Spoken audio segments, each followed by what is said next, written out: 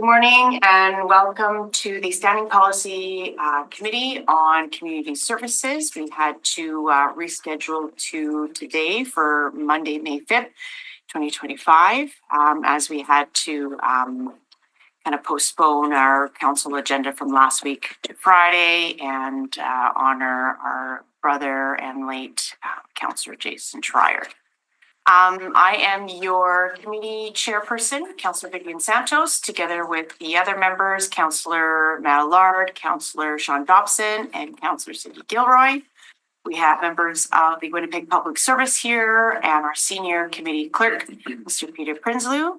I want to quickly acknowledge that we're a meeting on Treaty 1 territory, the traditional homelands of the Red River Métis that we all have the privilege of living on. Also acknowledge our drinking water comes from Shoal Lake Band number 40 in Treaty number 3, together with our neighbors in Treaty number 5, where our hydroelectricity comes from. Just before we move into reports, if I can have somebody move the minutes of the meeting held on April 15th, 2025. By Councillor Dobson. All those in favor? Aye. And that's carried unanimously. Okay, we do not have any delegations today, so we will move straight into reports. First one is the addition of a field training officer position.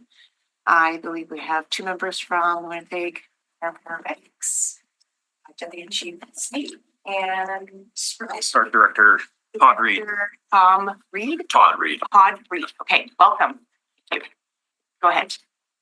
Sure. So before you this morning, we have an administrative report related to adding an additional field training officer.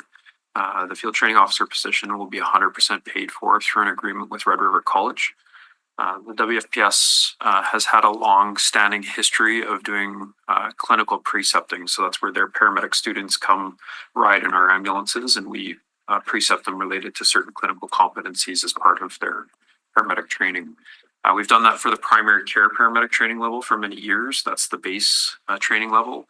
And now we'll be doing it for the advanced care paramedic training level. Winnipeg is actually the only location in Manitoba where that training will be available, because we're the only one that currently employs advanced care paramedics. So we've contracted with Red River College for the purpose of this, where they'll be paying us an annual sum to cover all expenses related to the precepting. Okay. Oh, yep. Yeah. Okay, questions? Yes. How long is the agreement for? It's a 5-year agreement. 5 years. So what happens after 5 years? Suppose, like, theoretically, if Red River stops paying. Yeah. So if Red River stops paying, we would lose the position through attrition. Again, we're on a full cost recovery with Shared Health. Shared Health has reviewed this agreement, and so there would be no cost incurred by the city of Winnipeg related to this. Okay. And what does precept training mean? Precepting is that's a clinical term that we use for when a student is coming and an individual is overseeing the work that they're doing as a student. So one of our Internship? essentially, Ish? yes. Yeah. Okay. All right. I'm good with that definition. Okay, questions? No? Well, I don't have any questions. Thank you for coming out. Just get something to me. I'll move it. Oh, sorry. No, go ahead. I was. Councillor Matt Allard, Yeah. moves Winnipeg Public Service representation. All those in favor? Aye. Aye, that's carried. Moving on to number 2, appointment of weed inspector under the Noxious Weeds Act. We are. What is a here. weed? What? Oh, Weeds. I don't know. I'm in the wrong committee right now. I mean, spring is here, is that right? We have Dave Duffy from Parks and Open Space. Good Go morning. ahead. Good Can we morning, have Madam Chair. can we have species neutral legislation on plants? I'll let you do your I'm not presentation. sure that's a real question, Madam Chair, so. It's rhetorical. All right. Actually, the province has a definition of what weeds are, and that's covered in the Noxious Weed Act. Yeah. And this report is appointing 2 city folks, Jenny and Keith, as having that responsibility to enforce the Noxious Weed Act. The report points out that we really don't use the Noxious Weed Act very much, and only if necessary. We actually use the community livability bylaw that says that we have to cut turf that's greater than 6 inches. Nonetheless, we're still here because the province requires it of us by legislation to appoint these two folks under the Noxious Weed Act. So that's really the what we're doing here today is appointing these two folks. You understand the context of it, and I'm asking if I guess is there any questions regarding that? Just like, this is somewhat related. I don't know if the question's in order. How much would the city of Winnipeg save if we went from a level of service of, for the sake of aesthetics, of 6 inches on Kentucky bluegrass or any other grass, of which there are 12,000 species? If we went from like 6 to 7 inches, would we save on mowing cycles? Would we be able to cover more land? And have we explored that type of thing? Yeah, that's a maintenance question, and most grasses like Kentucky bluegrass will start falling over after 6 inches. When it does that, it does require different maintenance equipment to effectively mow it. So it does actually make it worse or slow it down.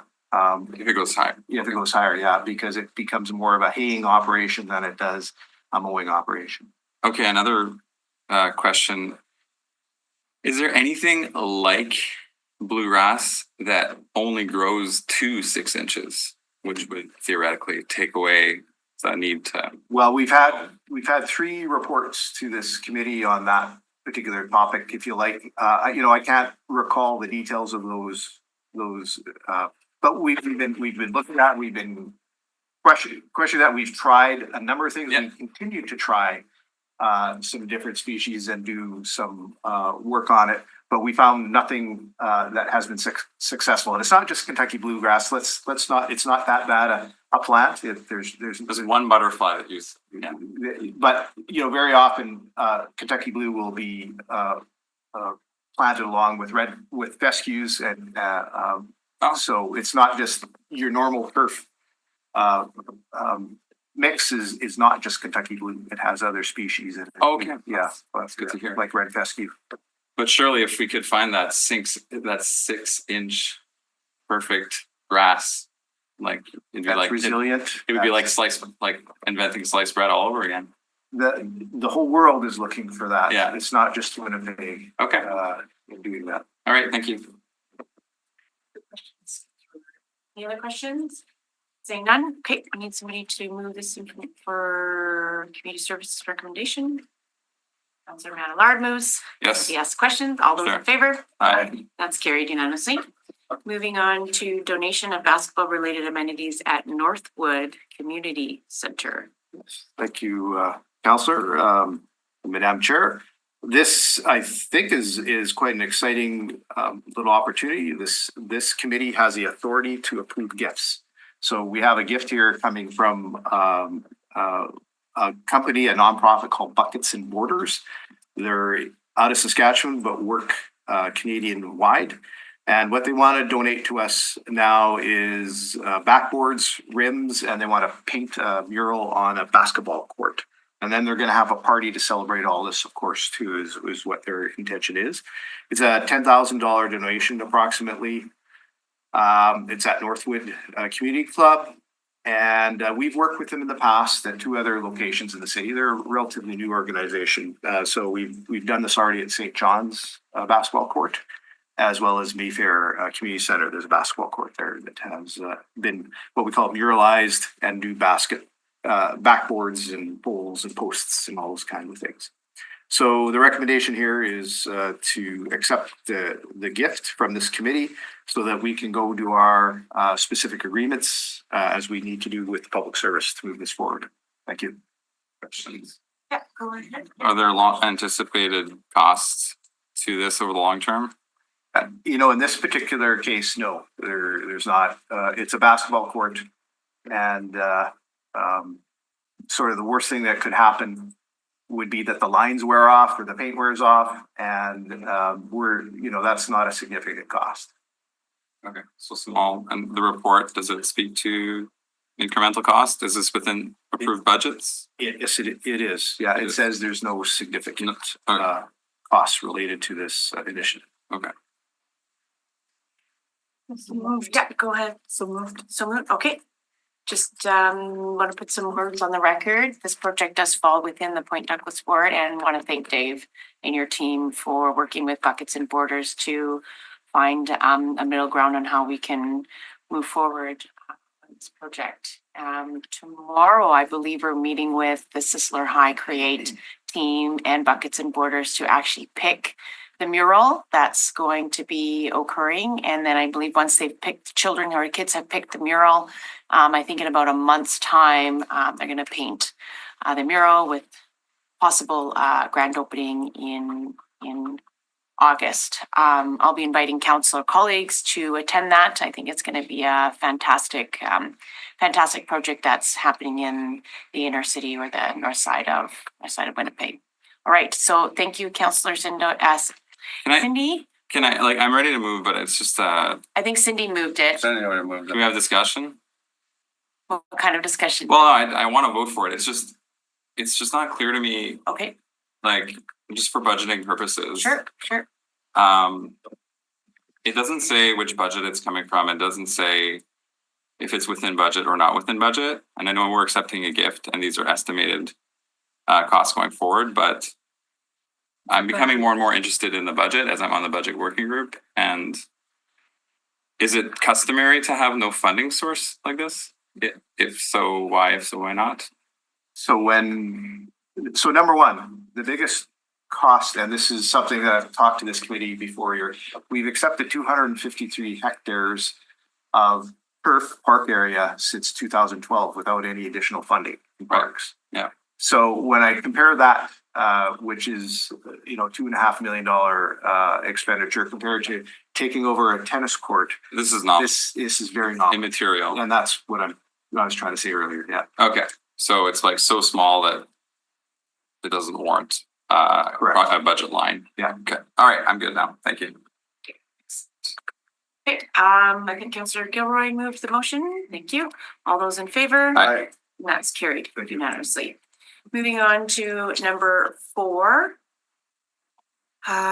Contribution agreement with the Government of Canada short-term rental enforcement fund. Oh my goodness. I find this interesting because I'm not too sure why it's at this committee when short-term rentals is under PPND, but I think you guys can explain that a little bit more. I'm the one councillor vote against this bylaw. Yeah. So it's all good. Thank you. Okay, go ahead. Thank you, councillors. I have with me Terry Cormier from our Licensing and Bylaw Enforcement Officer, and he's our coordinator of the vacant building program. Sorry, we're here about short-term rentals. I'm getting, my apologies, short-term rental We program. were talking about important things. Yeah, so That's for our department, licensing bylaw enforcement, enforces the short-term rental accommodations licensing program. So that's why we're here before your committee.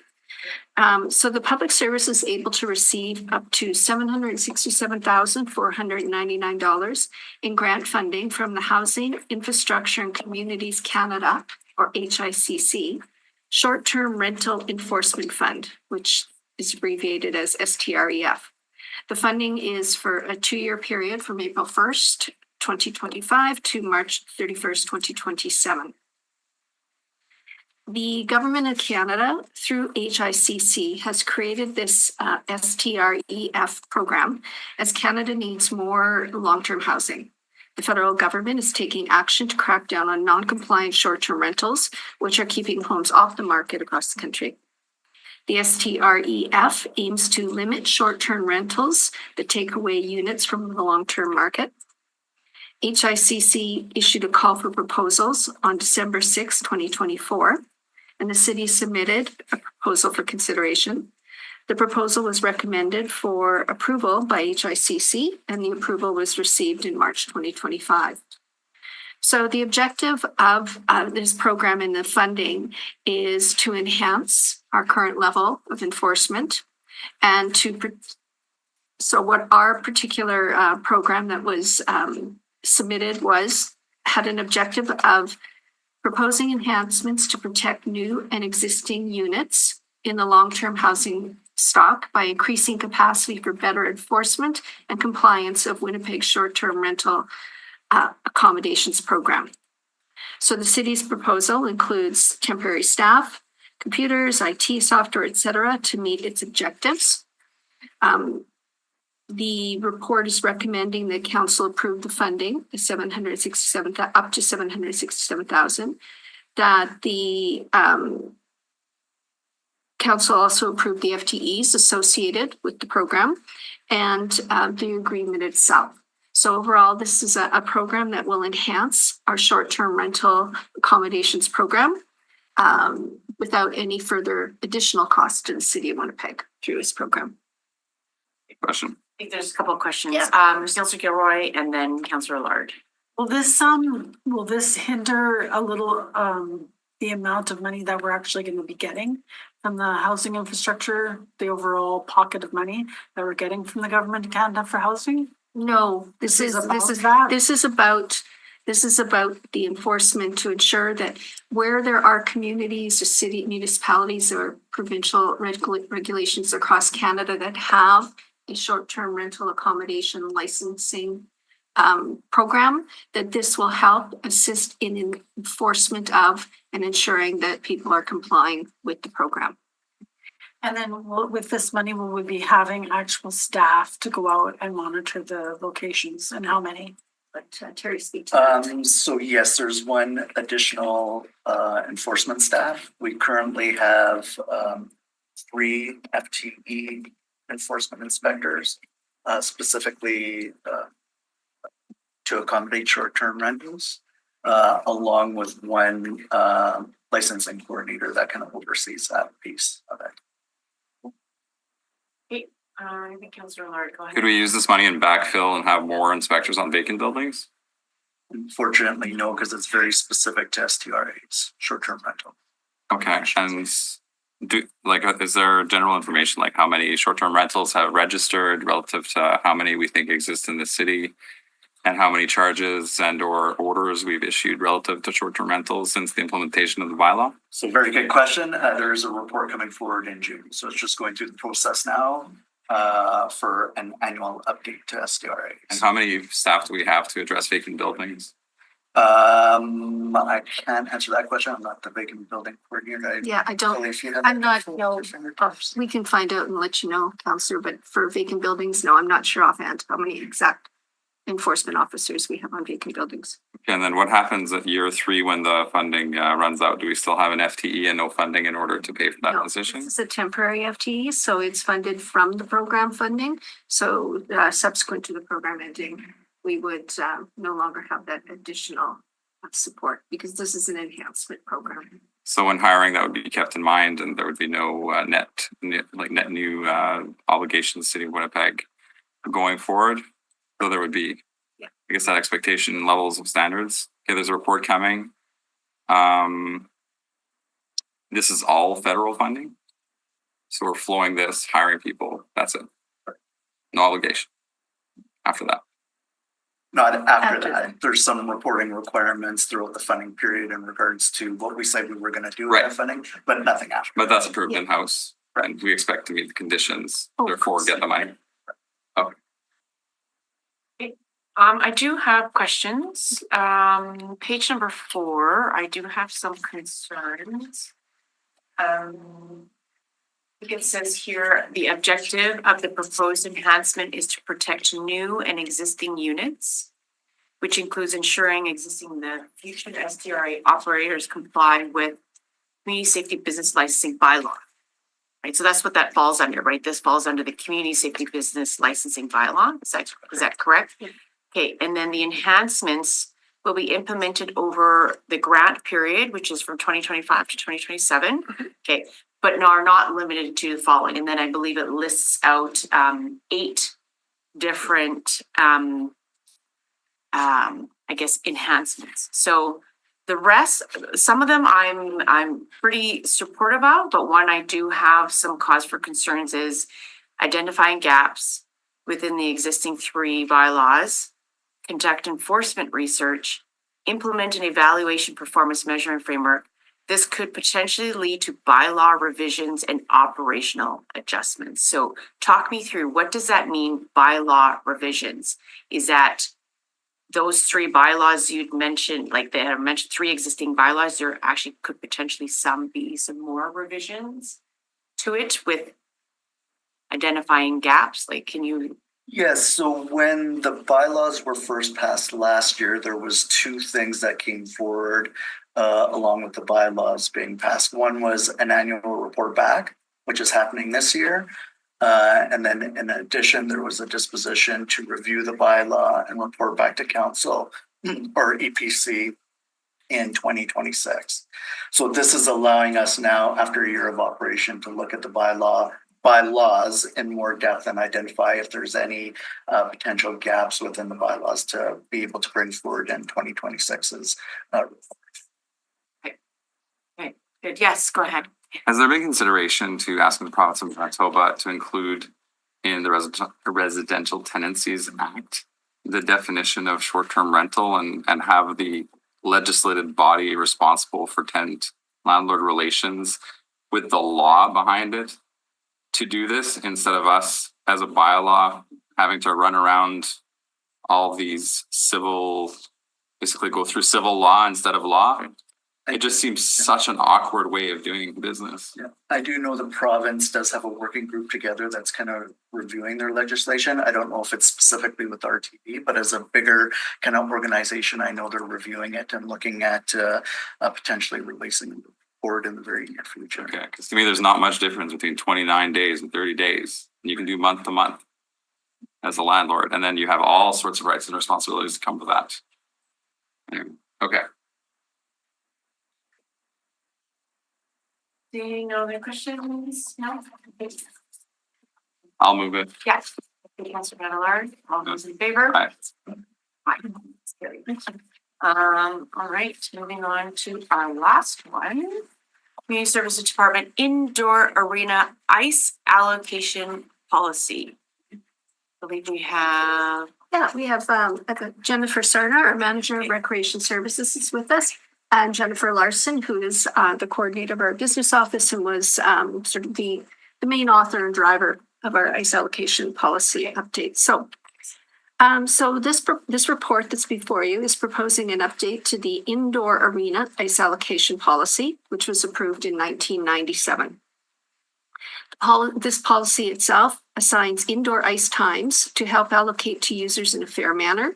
It considers priorities on a citywide schedule, and it considers the requirements of ice users at our city facilities.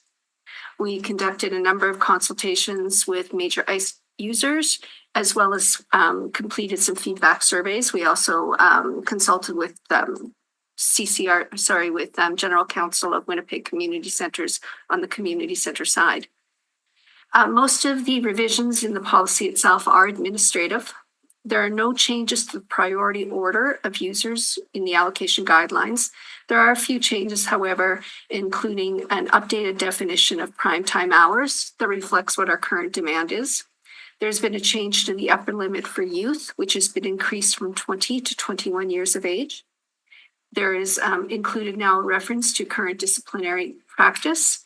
And there are for casual renters, and there are upper limitations for the contract renewals have been clarified. So this particular policy applies to all city-owned and operated indoor arenas. It also applies to all community center indoor arenas.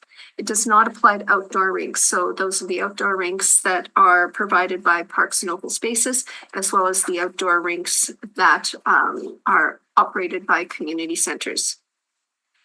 Overall, there aren't any significant implications to any users from the recommendations of this report.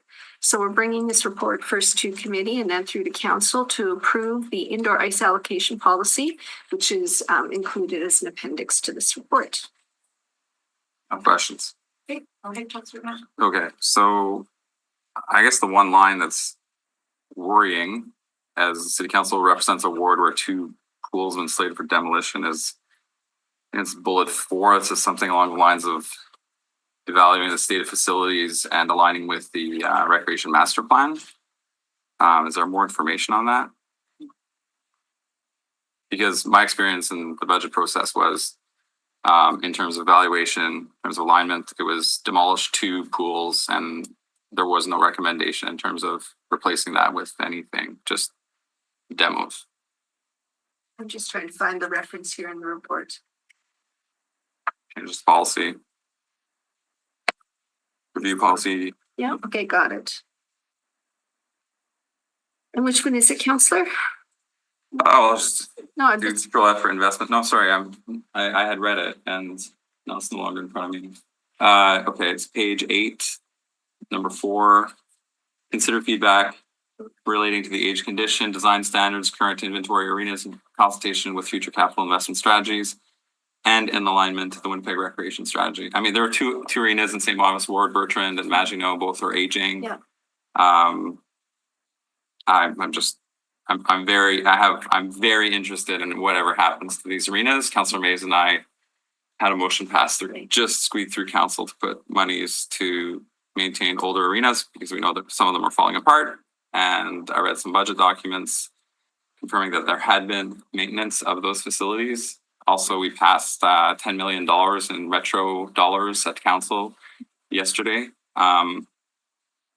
this policy isn't recommending any changes or rationalization of anything of existing facilities. This policy is coming forward to address the allocation of ICE to the various user groups to ensure that we are meeting some requirements. It does align with the Winnipeg Rec strategy in that case, with respect to service provision, whether it's to youth, older active adults, children, etc. So while the Winnipeg Recreation Policy is an all-encompassing service delivery strategy, and this is aligning with the strategy on service provision. So it's not speaking to changes in the facilities themselves in terms of adding or removing any facilities. For now, but there's Well, reference to capital.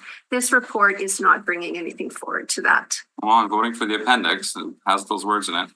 Okay, just follow-up question. What would be, I guess, some of the issues with the current policy and some of the issues and examples, if possible, what would this policy fix in terms of like concrete examples of this was an issue, this will no longer be an issue? Can I have like 2 or 3 of those? I can start with Jen, can accommodate there. So some of the major changes is it hadn't been updated since 1997, but Okay. very much in practice. But over time, simple things like definitions were outdated. Reference to a Parks and Recreation Department as an example. We also needed to tighten up current practice and reflect that in a policy for disciplinary action. So if there is a group that's not complying with the rules, playing, obscene music or things of that nature, there's a system in place right now for a number of years that needed to be reflected in the policy. So working with us, a first strike rule, a second strike rule in terms of notice and warnings, but it could result in other consequences like removal of ice time. So that was another update to a policy to reflect current practice. Another change was the age of 20 to a maximum of 21, just again reflective of current standards in hockey leagues. So that was important. We've also woven in here reflection of the online casual ice option, and that's a new service that we implemented several years ago, but it wasn't reflected in this policy. But it's making accessibility a little easier for people to pick up ice when it's available. So not only is it a good business practice for us to have online ice available called casual ice, but it's also an opportunity for someone to pick up extra ice in an easier fashion. So putting the concept of casual ice into a policy that, again, it's current practice, but hasn't been really captured formally. Okay, I'm not sure exactly what casual ice is. Is it basically like a place where any group can ask for ice time, where in the past that would have been fully blocked by existing groups? There's different layers or levels of definitions. So a regular user, like a contract user or major user, would be regular use throughout an ice season. Casual ice is, you have a birthday party and something's available, so you just pick it up for that day, that time. Yeah. So the concept of selling ice after the application of a policy for all of the major users, we wanted to put some parameters on what that looked like online. For the casual users. Okay, that's good. are there opportunities for new revenue out of this new framework? I think for the most part, our ice is well used. But are we charging what we should be Well, charging? this policy doesn't include the rates. The rates still live in the fees and charges schedule, so there's opportunity for us there to make the changes to annual fees. Might there be a link between, will this policy inform any rate discussions or not? Through the regular process of setting up the ice schedule for the year, it provides a notification to the user groups advising what the current rates are. And do we have an idea of how much ice is used? Like, is there a lot of downtime in some arenas relative to others?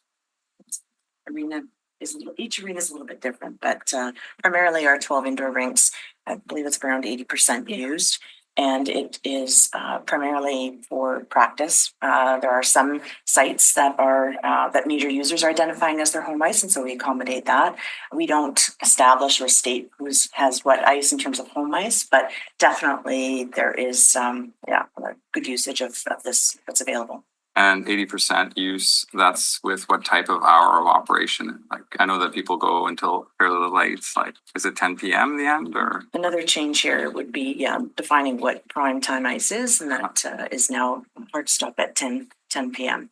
Okay, so 80% is based on a sort of a loose definition of what current schedules are because they're variable depending on which arena. Yeah.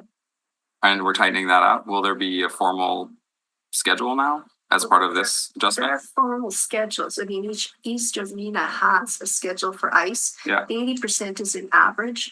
We do track the number of hours that are being booked, used, rented, for example, across all of our facilities, and compare that to the available hours, and that's where the 80% is. Yeah. The 20%, and this is where I defer to the experts in the area. The 80% isn't prime time. You know, the prime time ice is booked. Is prime time. It's- Okay. Yeah. Yeah, we're booked there. There's ice. There's ice on the earlier end and the later end that may or may not be booked. But and Okay. again, it is dependent on the arena. Every arena fluctuates in terms of the usage. And then as per the actual schedule, that also changes from arena to arena.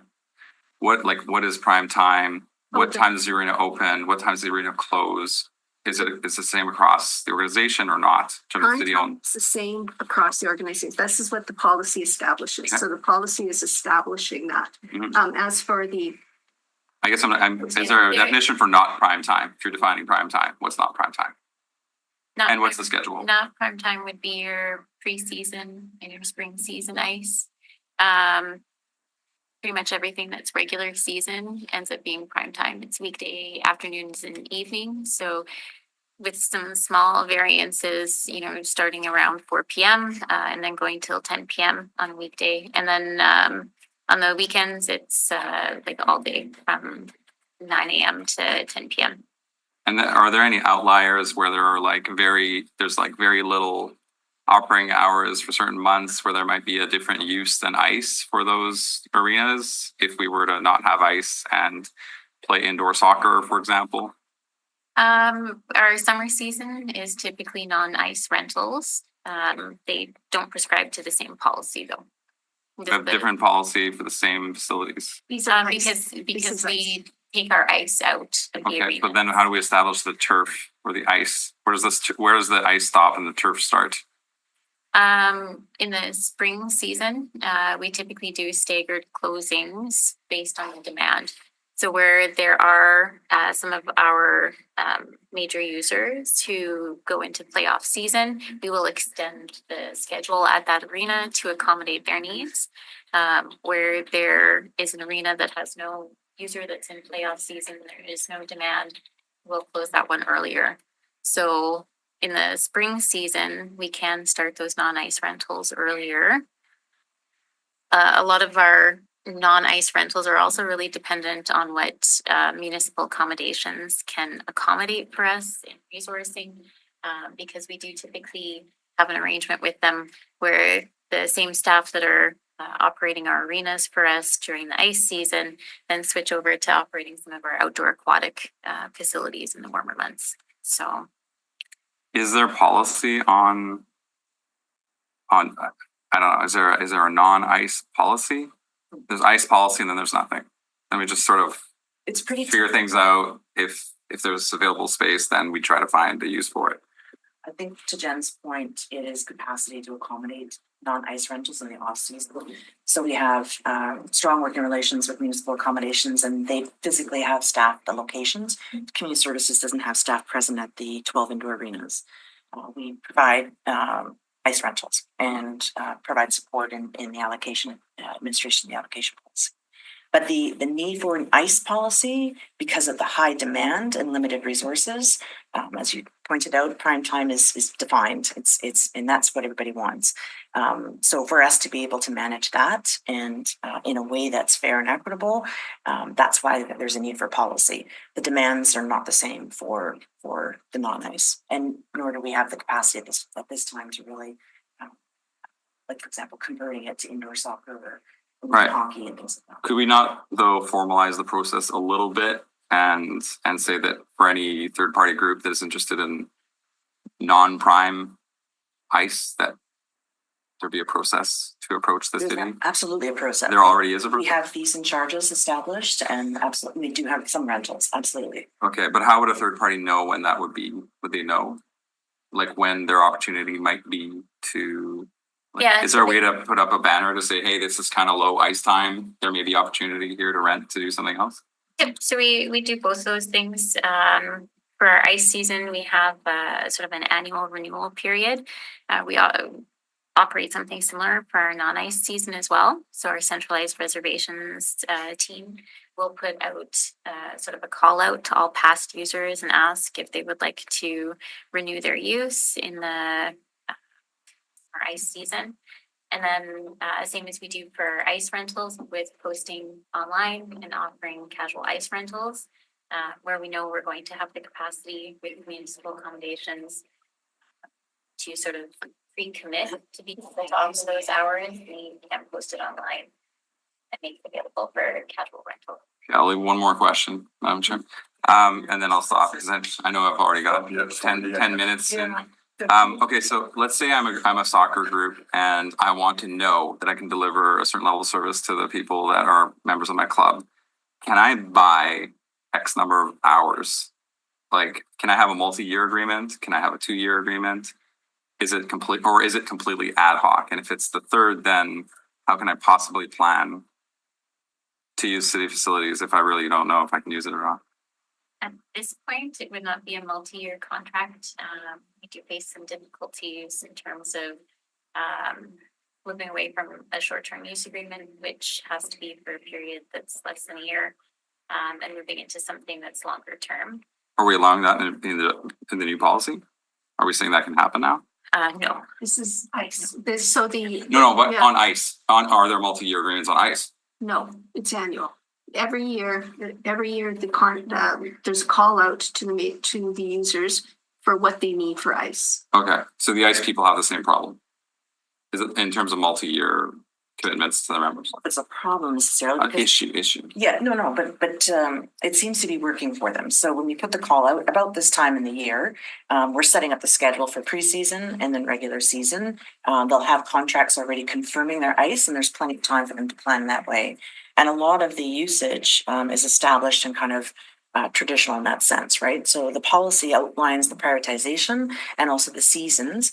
And I think the organizations are fairly comfortable with, and at least that didn't come through our, engagement sessions, that, the annual intake and the annual setting of a year or an ice season scheduling system was sufficient. They seem to be quite comfortable with that.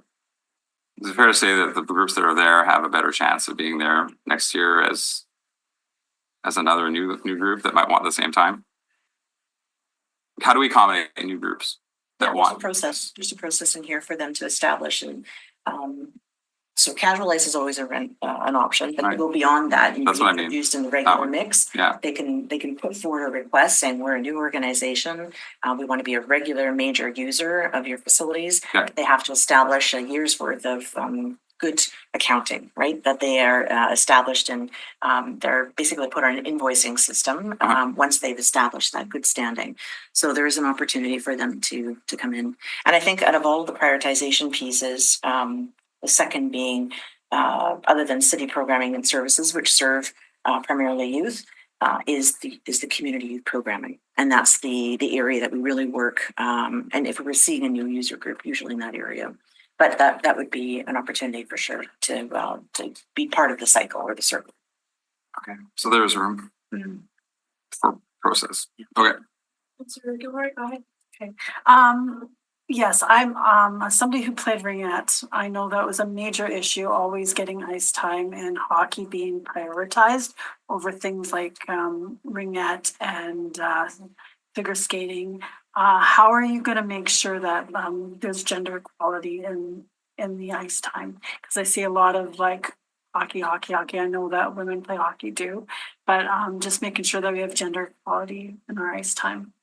So the policy is not defining gender equality per se, but there is no restrictions or prioritization over male hockey versus female hockey. When it comes to ringette, figure skating, and hockey in general, for all community youth and those major organizations, they're equals in this policy. Okay, because it's saying like priority major hockey practice, priority, like I don't see ringette in our figure skating. So how is that defined then in the policy? Ringette and figure skating are equals to minor hockey. Major hockey being more of your elite hockey, so they have to schedule games, but the prioritization is community youth first. Okay.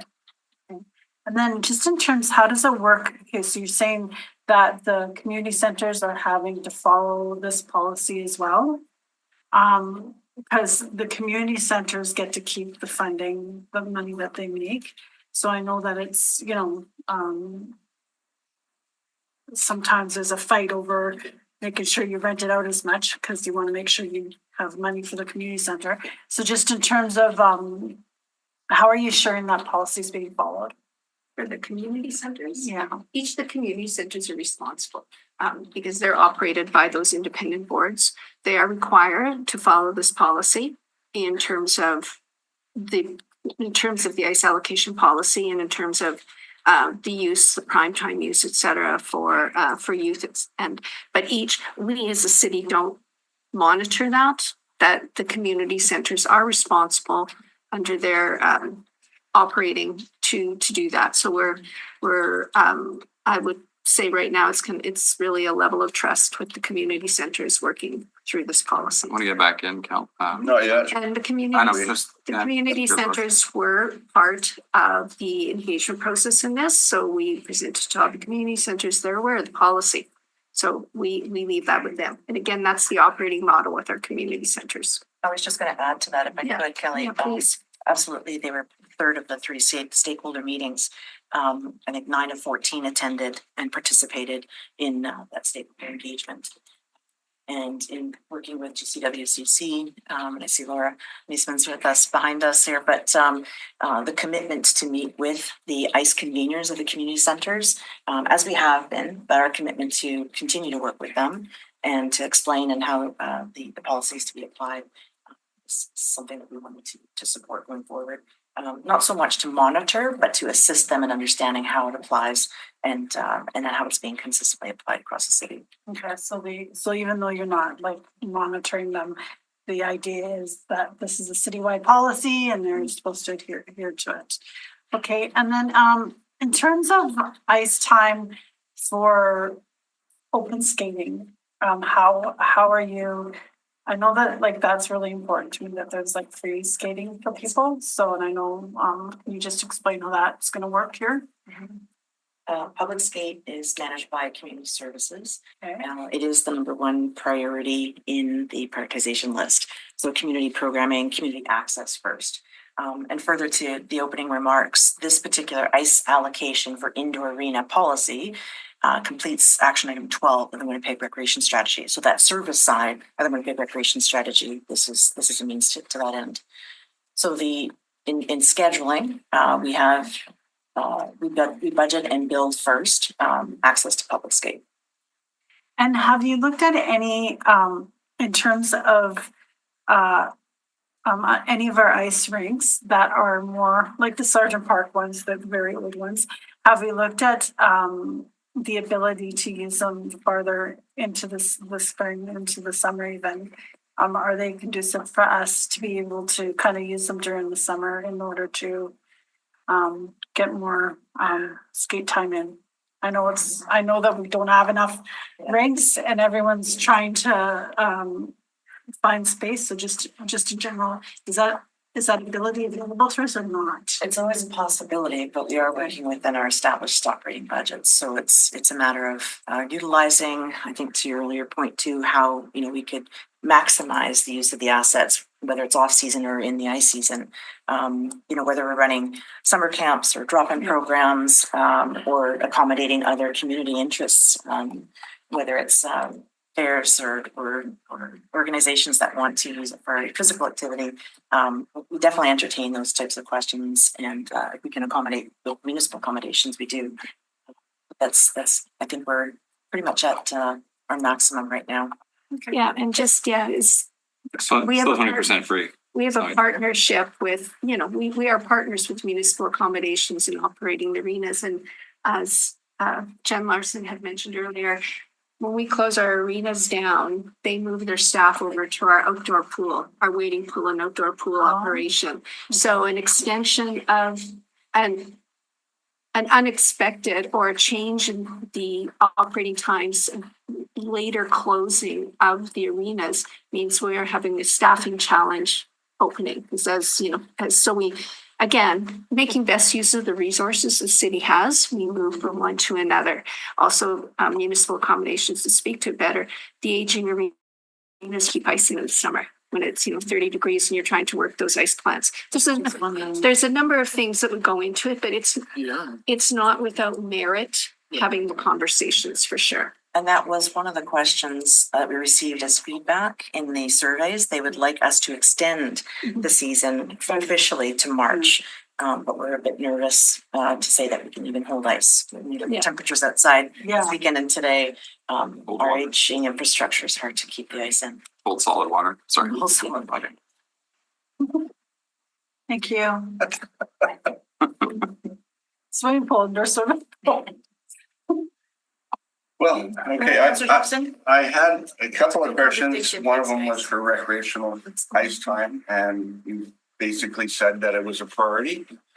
My other question is for prime time. Is there a different charge?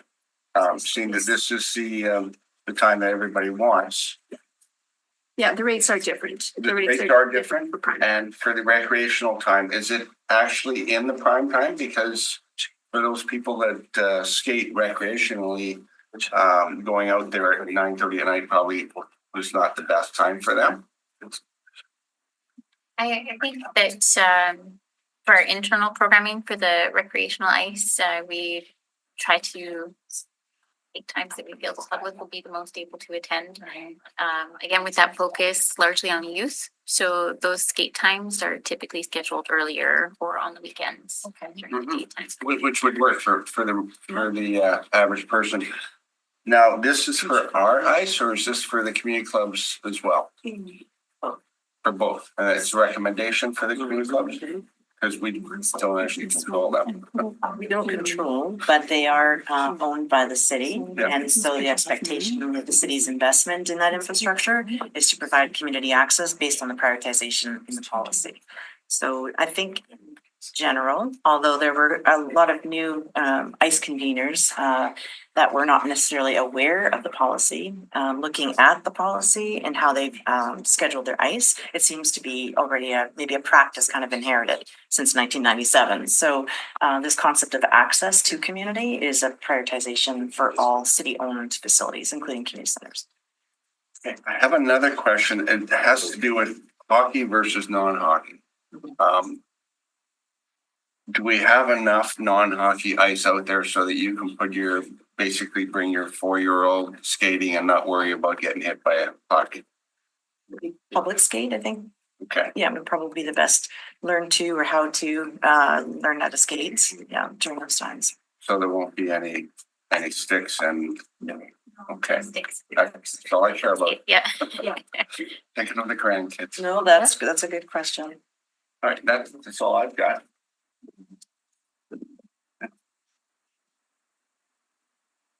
your turn. Okay, on the priority system, had a chance to review. I'd like to move E on the priority, page 5. Our numbering is a little bit different because we don't have the full So report. on the published agenda, this is page 14, section 3.3 priorities of the proposed council policy. The proposed, sorry, we're at the appendix. Yes. Yeah, okay, sorry. Yep. Okay, so There's 3 number point, So I have an equity ends law on right now for like access to facilities for people who may or may not have the means to do so. And I would like to change the priority, only one. And I'd like to move E to C and renumber accordingly. So read A, B, E, and then renumber accordingly. okay, sorry for the confusion. We have just printed our reports. We're not looking at Okay. your agenda, so we're. I'll read it out Are then. you looking at the policy or the report? The policy. The policy. Changes to the policy, I'm proposing, 3. right now it says A, priority 1, 3.3. community services. 3.3, okay, Priority 2, community youth programs. Priority Okay. 3, major hockey. okay, So I'm proposing instead of that being C, replacing it with E, which is priority number 5, school division high school ICE programs sanctioned by their school division, and then renumbering all of the others accordingly. And my reasoning is that if okay. the school is sanctioning a program for children in their division, that some of those youth would be engaging into positive activities that may not be doing so otherwise. Okay, I think what we'd have to sort of take away and look at what that impact is on. I'm proposing an amendment.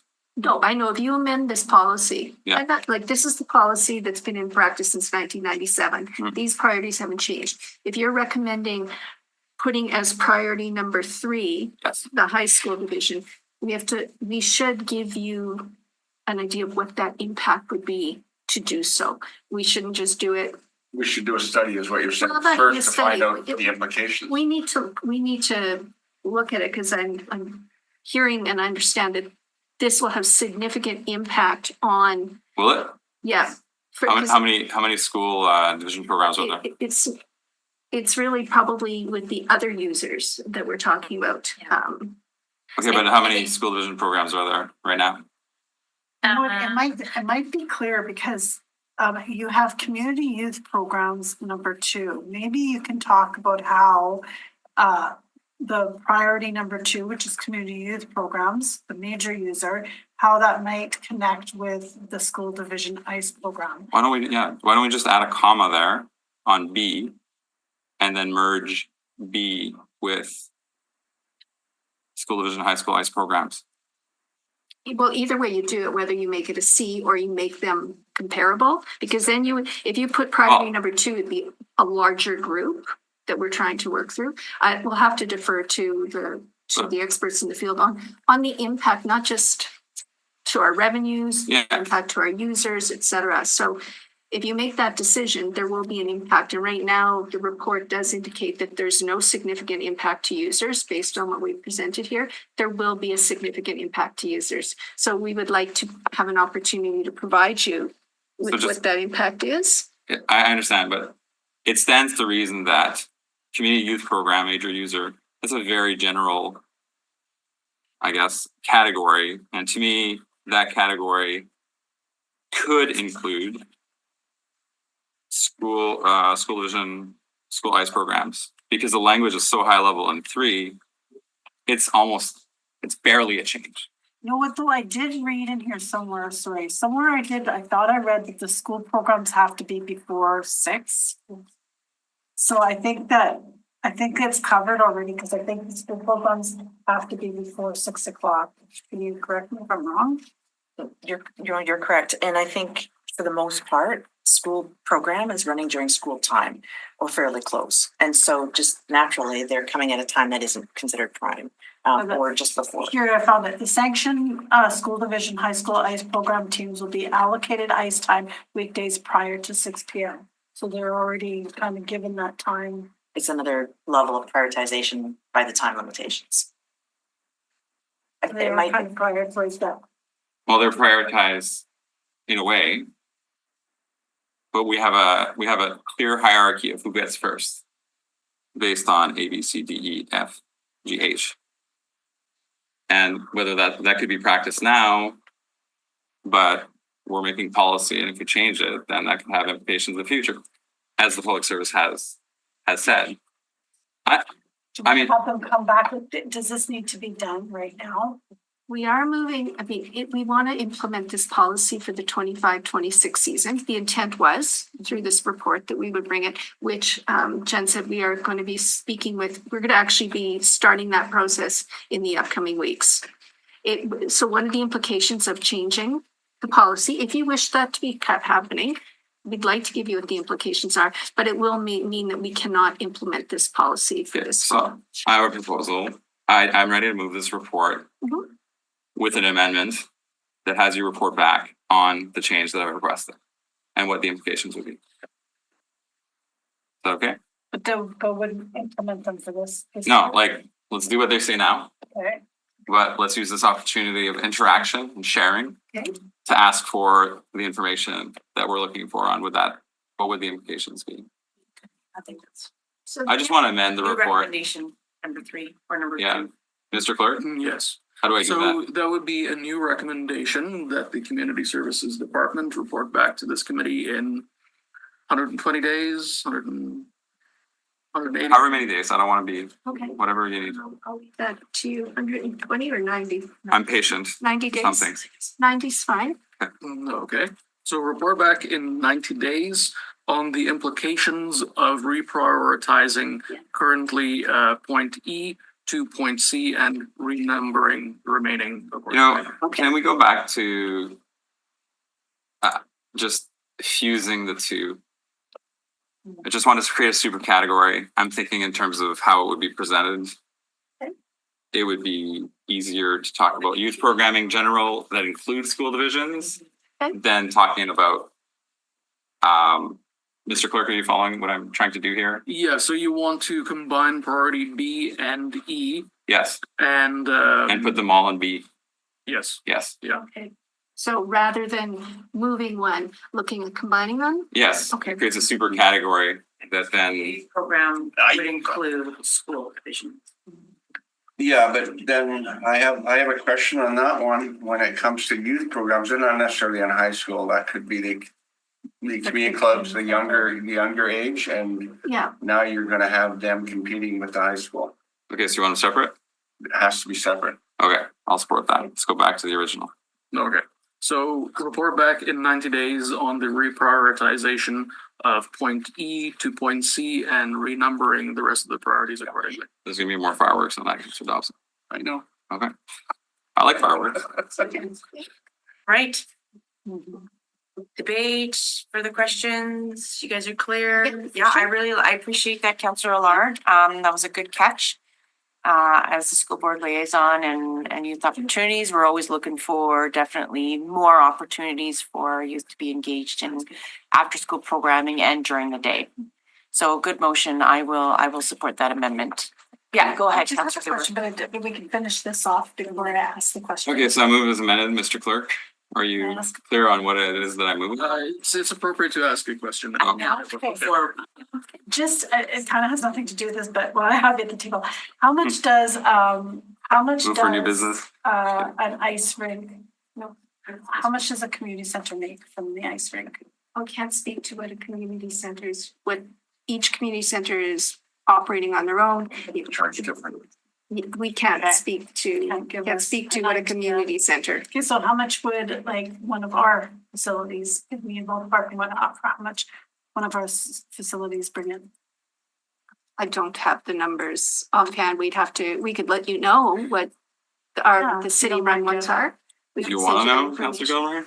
I wanna know them. Okay, We don't have the revenue with us, but we can certainly provide you with the revenue was for the rinks for 2024 for the full year season. We can send that through. Yeah, To the if you want to committee. do an offline question, you Yeah. can CC me. Yeah, That's for fine. sure. That's We'll fine. get that over to you. Question's fine. Yeah. Okay. Good. A good question. I'm really curious.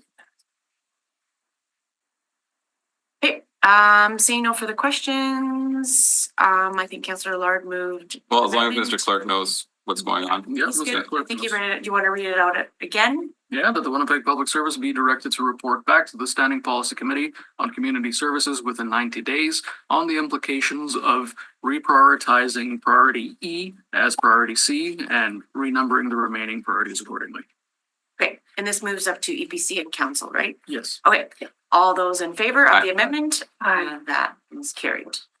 Right, adjournment. I'll move adjournment. Sorry. Gilroy moves adjournment at 10:34 AM. Thank you.